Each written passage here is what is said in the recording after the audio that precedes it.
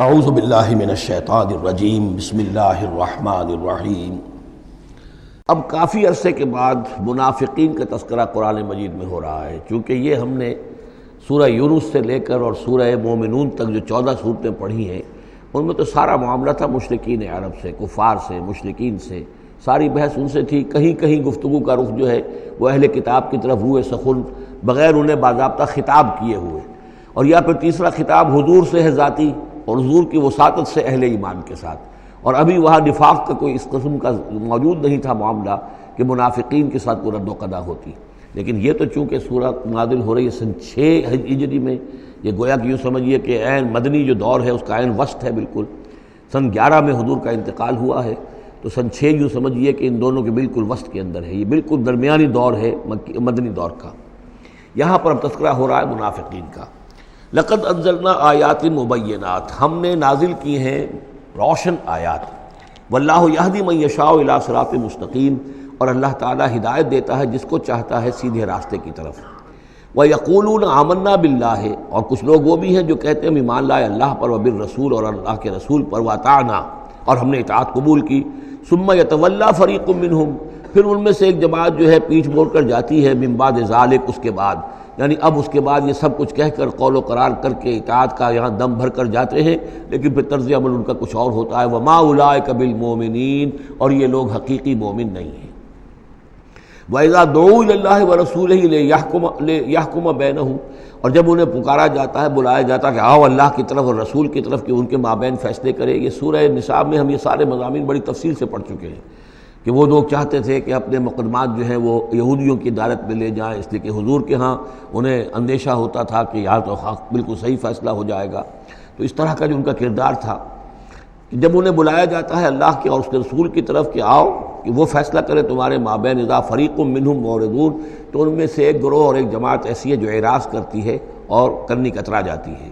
وَإِن يَكُن لَهُمُ الْحَقُّ يَأْتُوا إِلَيْهِ مُذْعِنِينَ، اور اگر ان کو معلوم ہو کہ حق ہمارے ساتھ ہے، یعنی ہم حق پر ہیں اس مقدمے میں، تو پھر وہ آتے ہیں بڑا یقین کا اظہار کرتے ہوئے، اذعان کے ساتھ اور یقین کے ساتھ اور اپنے ایمان کا اظہار کرتے ہوئے، کیونکہ انہیں یقین ہے کہ ہمارا کیس سچا ہے اور حضور کی عدالت میں ہم جائیں گے تو ہمارے حق میں فیصلہ ہو جائے گا، تو اب کوئی رکاوٹ نہیں۔ یاتوا الیہ مذعنین، خوب یقین کا، اعتماد کا اظہار کرتے ہوئے آتے ہیں۔ افی قلوبہم مرض، کیا ان کے دلوں میں روگ ہے؟ ام ارتابوا، یا یہ شکوک میں مبتلا ہو گئے ہیں؟ ام یخافون ان یحیف اللہ علیہم، یا انہیں یہ اندیشہ ہے کہ اللہ تعالیٰ جو ہے ان کے ساتھ ناانصافی کرے گا، ورسولہ، و اس کے رسول، بل اولئک ھم الظالمون، نہیں بلکہ حقیقت میں یہی ظالم ہیں۔ ایمان کی اصل حقیقت سے چونکہ یہ محروم ہے، لہذا ساری غلطی ان کے اپنے کردار میں ہے۔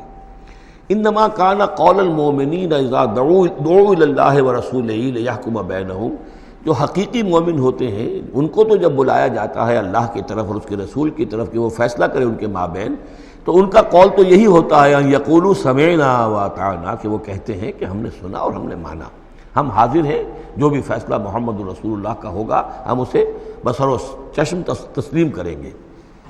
انما کان قول المؤمنین اذا دعوا الی اللہ ورسولہ لیحکم بینہم ان یقولوا سمعنا واطعنا وَأُولَئِكَ هُمُ الْمُفْلِحُونَ، اور یقیناً وہی لوگ ہیں جو پھر فلاح پانے والے ہیں۔ وَمَن يُطِعِ اللَّهَ وَرَسُولَهُ، اور جو اللہ کی اور اس کے رسول کی اطاعت کرتا ہے، وَيَخْشَ اللَّهَ وَيَتَّقْهِ، اور اللہ کا خوف بھی رکھتا ہے اور اس کا تقوی اختیار کرتا ہے، فَأُولَئِكَ هُمُ الْفَائِزُونَ، تو یقیناً وہی لوگ ہیں کہ جو کامیاب ہونے والے ہیں۔ وہ اکثر کہتے ہیں، اللہ تعالیٰ کی قسمیں کھاتے ہیں اپنی امکانی حد تک، لئن امرتہم، اے نبی اگر آپ حکم دیں گے، لَيَخْرُجُنَّ، تو وہ لازماً نکل جائیں گے۔ آپ حکم دے دیے میں ہم حاضر ہیں، ویسے میری یہ مجبوری ہے، یہ میری تکلیف ہے، یہ مسئلہ ہے، ویسے آپ حکم دیں گے اگر تو میں بالکل حاضر ہوں۔ یہ آپ کو اب بھی معلوم ہوگا کہ ہماری جماعتی زندگیوں کے اندر یہ مسئلہ ہوتا ہے کہ کوئی امیر ہے، اس نے ایک بات کہی ہے، کھل کر اس نے کہہ دیا ہے کہ میں یہ چاہتا ہوں کہ معاملہ اس طرح کیا جائے۔ اب کچھ لوگ کرنے کتراتے ہیں، اچھا جی اگر آپ حکم دیں گے تو میں کروں گا۔ لیکن یہ کیا بات ہے؟ جب وہ امیر ہے آپ کا اور وہ بات کہہ رہا ہے تو اس کی بات کو آپ حکم کیوں نہیں سمجھ رہے؟ اسی طریقے سے حضور صلی اللہ علیہ وسلم نے جب فرما دیا ہے کہ نکلنا ہے، اب دشمن کے مقابلے کے لیے نکلو، اب وہ آپ چاہتے ہیں پی پی کال کر کے حضور ایک ایک کی خوشامد کریں کہ آئیے آپ ضرور نکلیے، خدا کے لیے ضرور چلیے، یہ حضور کرنے والے نہیں ہیں۔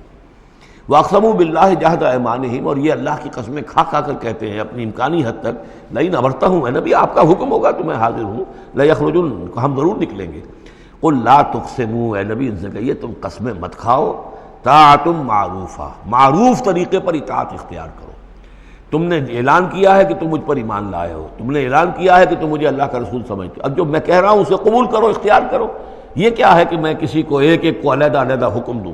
ان اللہ خبیر بما تعملون، یقیناً جو کچھ تم کر رہے ہو اللہ اس سے باخبر ہے۔ قل اطیعوا اللہ واطیعوا الرسول، اے نبی کہہ دیجئے۔ اب دیکھیے نوٹ کر لیجئے، سورہ نساء میں نے تفصیل سے آپ کو بیان کیا تھا کہ منافقین پر تین ہی چیزیں بھاری تھیں۔ نمبر ایک، حضور کی شخصی اطاعت کرنا۔ نمبر دو، جہاد اور قتال کے لیے نکلنا۔ نمبر تین، ہجرت۔ تین ایشوز کے اوپر بڑی تفصیل سے وہاں گفتگو ہو چکی ہے۔ یہاں اطاعت رسول کو جو ہے، جو پہلا مضمون تھا سورہ نساء میں، اسی کو زیادہ موقت کیا جا رہا ہے۔ قل اطیعوا اللہ واطیعوا الرسول، کہیے ان سے اطاعت کرو، اللہ کی اطاعت کرو، اس کے رسول کی صلی اللہ علیہ وسلم۔ فإن تولوا، پھر اگر یہ پیٹھ موڑ لیں، اگر تم منہ پھیرو گے، اگر منہ موڑ لو گے، فإنما علیہ ما حمل، تو سن لو ہمارے نبی پر ذمہ داری ہے اس کام کی جو ہم نے ان پر ڈالا ہے۔ وعلیکم ما حملتم، اور تم سے باز پرس ہوگی اس کی جو تمہارے اوپر ڈالا گیا ہے۔ یعنی نبی نے جو ذمہ داری تھی اللہ کا دین تم تک پہنچایا، اللہ کے احکام پہنچا دیے، ان کا کام جو ہے اس پر ختم ہو گیا۔ اب اطاعت کرنا، اس کی تعمیل کرنا، اس کے حکم پر چلنا، اللہ کے دین کے لیے تن من دھن لگانا، اور یہ سارا کام تمہیں کرنا ہے۔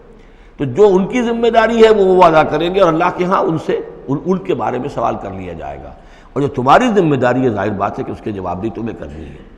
اس میں یہ بھی ہوتا ہے بسا اوقات کہ کسی شخص کو یہ گمان ہو جائے، ظاہر بات ہے میں نے آپ کو سنایا تھا کہ ایک شخص نے کہہ دیا تھا حضور سے، اے دل یا محمد، اے محمد عدل سے کام لیجیے صلی اللہ علیہ وسلم۔ بڑی گستاخی کے ساتھ اس نے کہا، گویا کہ الزام لگایا کہ آپ یہ جو صدقات کی جو تقسیم کر رہے ہیں یا مال غنیمت تقسیم کر رہے ہیں، اس میں آپ عدل سے کام نہیں لے رہے۔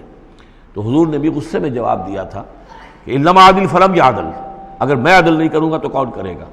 اسی طریقے سے ہو سکتا ہے کسی جماعتی زندگی کے اندر کوئی امیر ہے اور اس سے کوئی شخص یہ محسوس کرے، اس کا ساتھی، کہ مجھ پر زیادتی کی ہے انہوں نے، امیر نے زیادتی کی ہے، کوئی بات نہیں، امیر نے زیادتی کی ہے تو امیر اس کی جواب دہی اللہ کے ہاں کر لے گا، اللہ تعالیٰ کے ہاں جواب دہی ہو جائے گی، اور اگر ہو سکتا ہے اس کے کچھ جو بھی نیکیاں ہے وہ تمہارے حساب میں اللہ تعالیٰ درج کر دے، لینا دینا وہاں ہو جائے گا، ڈیبٹ کریڈٹ ہو جائے گا۔ لیکن اس کا مطلب یہ ہو کہ ناراض ہو کر بیٹھ رہا ہو کہ اب اپنی ذمہ داریاں ادا نہیں ہو رہی، تو پھر تو جواب دہی تمہاری ہو جائے گی اللہ کے ہاں، ایکسپلیشن کال تمہاری ہو جائے گی کہ ناراض ہو کر بیٹھ رہے ہیں کیونکہ انہوں نے میرے ساتھ یہ کیا ہے، لہذا میں بس اب کام کچھ نہیں کروں گا۔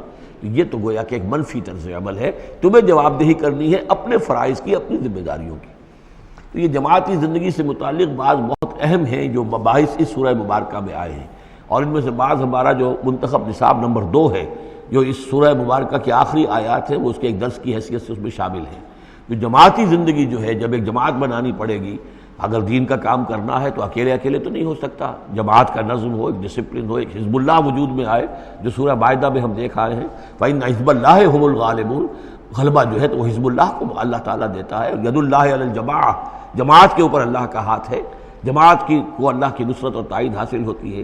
اس جماعتی زندگی کے بعد ایسے نفسیاتی معاملات ہوتے ہیں، اور اس کے اندر بعض ایسے حساس مسائل ہوتے ہیں کہ جن کے بارے میں بڑی عمدہ رہنمائی دی گئی ہے مختلف مقامات پر، ان پر ہم نے پھر مرتب کیا ہے منتخب نصاب، مطالعہ قرآن حکیم کا منتخب نصاب نمبر 2۔ قل اطیعوا اللہ واطیعوا الرسول، ان پر جو ذمہ ہے وہ ان کی اپنی ذمہ داری کا، اور جو تمہارے اوپر جو بوجھ ہے، جو تمہاری مسئولیت ہے، وہ تمہاری ذمہ داری کی۔ وَإِن تُطِيعُوهُ تَهْتَدُوا، اور جان لو یہ اللہ کے رسول ہیں، اگر تم ان کی اطاعت پر کاربند رہو گے تبھی تم ہدایت یافتہ ہوگے۔ وَمَا عَلَى الرَّسُولِ إِلَّا الْبَلَاغُ الْمُبِينُ، اور ہمارے رسول پر سوائے صاف صاف پہنچا دینے کی اور کوئی ذمہ داری نہیں ہے۔ صدق اللہ العظیم۔